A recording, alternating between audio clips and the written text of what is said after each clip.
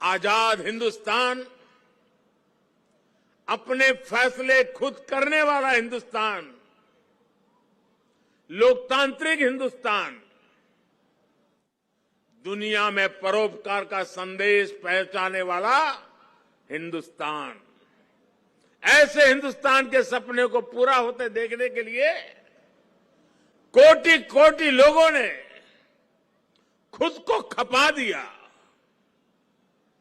ये भारत भूमि सिर्फ एक देश ही नहीं है, बल्कि हमारी महान विरासत है, महान परंपरा है। इसे हमारे ऋषियों, मुनियों, गुरुओं ने सैकड़ों हजारों सालों की तपस्या से सींचा है, उसके विचारों से समृद्ध किया है। इसी परंपरा के सम्मान के लिए, उसकी पहचान की रक्षा के लिए दसों गुरुओं ने अपना जीवन समर्पित कर दिया था। इसलिए साथियों, सैकड़ों काल की गुलामी से मुक्ति को, भारत की आजादी को, भारत की आध्यात्मिक और सांस्कृतिक यात्रा से अलग करके नहीं देखा जा सकता। इसलिए आज देश आजादी के अमृत महोत्सव को और गुरु तेग बहादुर साहब के 400वें प्रकाश पर्व को एक साथ मना रहा है, एक जैसे संकल्पों के साथ मना रहा है। साथियों, हमारे गुरुओं ने हमेशा ज्ञान और अध्यात्म के साथ ही समाज और संस्कृति की जिम्मेदारी उठाई। उन्होंने शक्ति को सेवा का माध्यम बनाया। जब गुरु तेग बहादुर साहब का जन्म हुआ था, तो गुरु पिता ने कहा था, दिन रक्ष संकट हरण, दिन रक्ष संकट हरण, यानी ये बालक एक महान आत्मा है। ये दिन दुखियों की रक्षा करने वाला, संकट को हरने वाला है।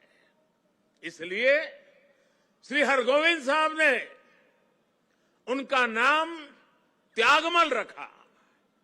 यही त्याग गुरु तेग बहादुर साहब ने अपने जीवन में चरितार्थ भी करके दिखाया।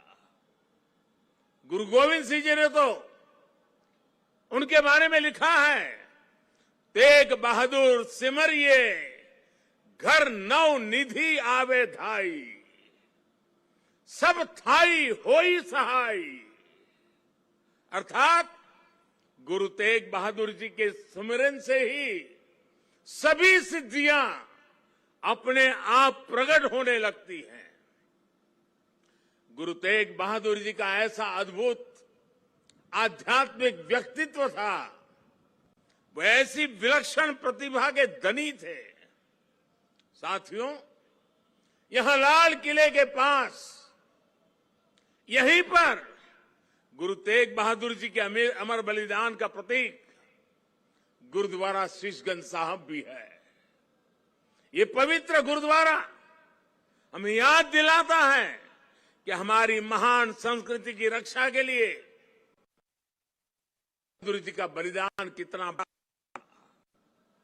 उस समय देश में मजहबी कट्टरता की आंधी आई थी।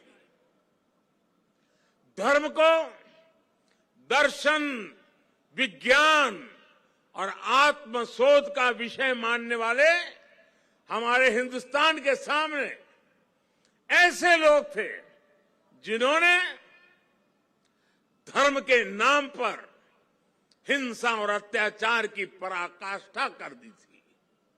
उस समय भारत को अपनी पहचान बचाने के लिए एक बड़ी उम्मीद गुरु तेग बहादुर साहब के रूप में दिखी थी।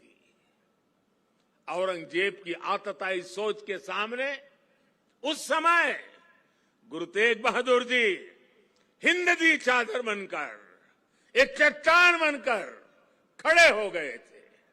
इतिहास गवाह है कि वर्तमान समय गवाह है और ये लाल किला भी गवाह है कि औरंगजेब और उसके जैसे अत्याचारियों ने भले ही अनेकों सिरों को धड़ से अलग करा,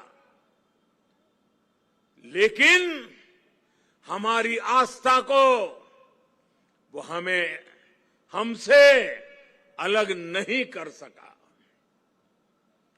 गुरु तेग बहादुर जी के बलिदान ने भारत की अनेकों पीढ़ियों को अपनी संस्कृति की मर्यादा की रक्षा के लिए, उसके मान सम्मान के लिए जीने और मर मिट जाने की प्रेरणा दी है।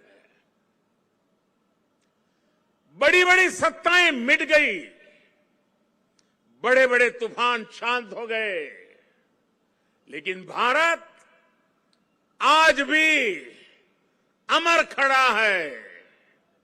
भारत आगे बढ़ रहा है। आज एक बार फिर दुनिया भारत की तरफ देख रही है। मानवता के मार्ग पर पथ प्रदर्शन की उम्मीद कर रही है। गुरु तेग बहादुर जी का आशीर्वाद हम नए भारत के आभामंडल में हर और महसूस कर सकते हैं। भाइयों और बहनों, हमारे यहां हर कालखंड में जब जब नई चुनौतियां खड़ी होती है तो कोई न कोई महान आत्मा इस पुरातन देश को नए रास्ते दिखाकर दिशा देती है। भारत का हर क्षेत्र, हर कोना हमारे गुरुओं के प्रभाव और ज्ञान से रोशन रहा है। गुरु नानक देव जी ने पूरे देश को एक सूत्र में पिरोया। गुरु तेग बहादुर जी के अनुयायी हर तरफ हुए।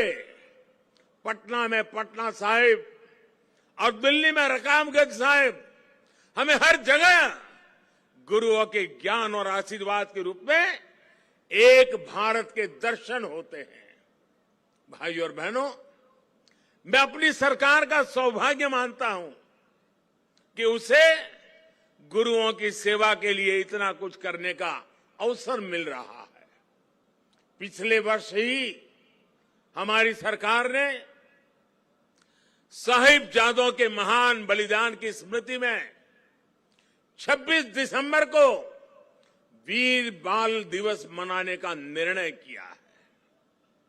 सिख परंपरा के तीर्थों को जोड़ने के लिए भी हमारी सरकार निरंतर प्रयास कर रही है। जिस करतारपुर साहिब कॉरिडोर की दशकों से प्रतीक्षा की जा रही थी, उसका निर्माण करके हमारी सरकार ने गुरु सेवा के लिए अपनी प्रतिबद्धता दिखाई है। हमारी सरकार ने पटना साहिब समेत गुरु गोविंद सिंह जी से जुड़े स्थानों पर रेल सुविधाओं का आधुनिकीकरण भी किया है। हम स्वदेश दर्शन योजना के जरिए पंजाब में आनंदपुर साहिब और अमृतसर में अमृतसर साहिब समेत सभी प्रमुख स्थानों को जोड़कर एक तीर्थ सर्किट भी बना रहे हैं।